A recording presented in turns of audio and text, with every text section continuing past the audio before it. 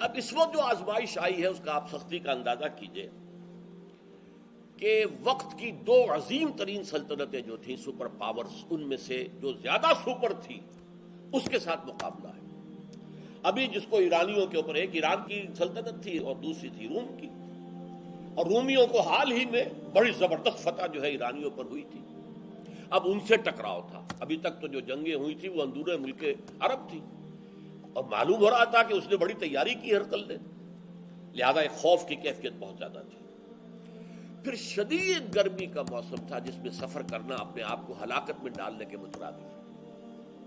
پھر نہایت طویل سفر تھا، تقریباً 600 میل یا 500 میل کا سفر۔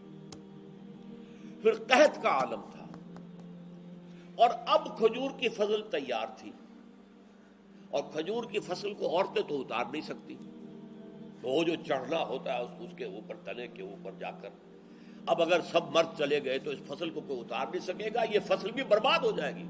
اگر صحیح وقت پر فصل اتاری نہ جائے تو وہ تو وہیں پر گل جائے گی، سڑ جائے گی۔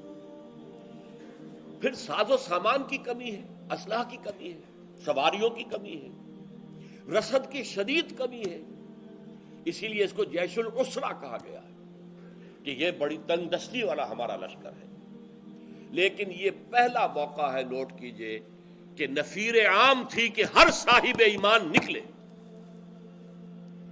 جو نہیں نکلے گا وہ یا تو منافق شمار ہوگا یا پھر وہ کوئی معقول عذر پیش کرے گا۔ گویا کہ میں یہ کہا کرتا ہوں کہ فتح مکہ کے بعد اصل حکومت قائم ہوئی ہے عرب کے اندر۔